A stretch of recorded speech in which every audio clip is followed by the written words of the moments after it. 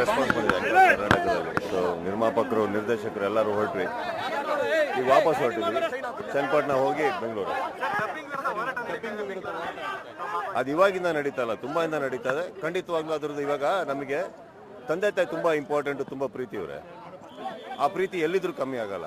So ತಂದೆ ತಾಯಿ ಪಕ್ಕ ಇದ್ರೆ ಮಾತ್ರ ಪ್ರೀತಿ ಅಂತ ಅನ್ಕೊಂಬೇಡಿ. ದೇಶದಲ್ಲಿ ಎಲ್ಲೇದ್ರೂ ಒಂದು ಕರೆ ಹಾಕ್ತೀವಿ, ನೋಡ್ತೀವಿ, ಮಾಡ್ತೀವಿ ಅಂದಮೇಲೆ ಕನ್ನಡ ನಮ್ದಲ್ವಾ. ಅಲ್ಲಿ ಭಾಗಿಯಾಗಿ ವೈಯಕ್ತಿಕವಾಗಿ ದೈಹಿಕವಾಗಿ ಕೂತಿದ್ರೆ ಮಾತ್ರ ನಾವು ಕನ್ನಡದ ಪರವಾಗಿದ್ದೀವಿ ಅಂತಂದ್ರೆ ತಪ್ಪಾಗುತ್ತೆ ಸರ್.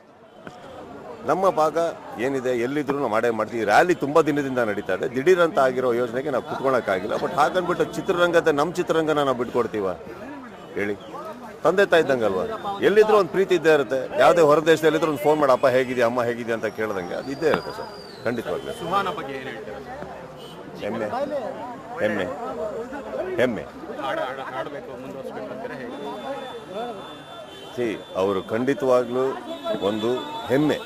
ಅವರು ಅವರ ಜೀವನ ಚೆನ್ನಾಗಿ ರೂಪಿಸ್ಕೋತಾರೆ. ಸರಸ್ವತಿ ಎಲ್ಲರಿಗೂ ಒಂದು ಬರಲ್ಲ. ಖಂಡಿತವಾಗ್ಲೂ ಮುಂದುವರಿತಾರೆ. ವಿಲನ್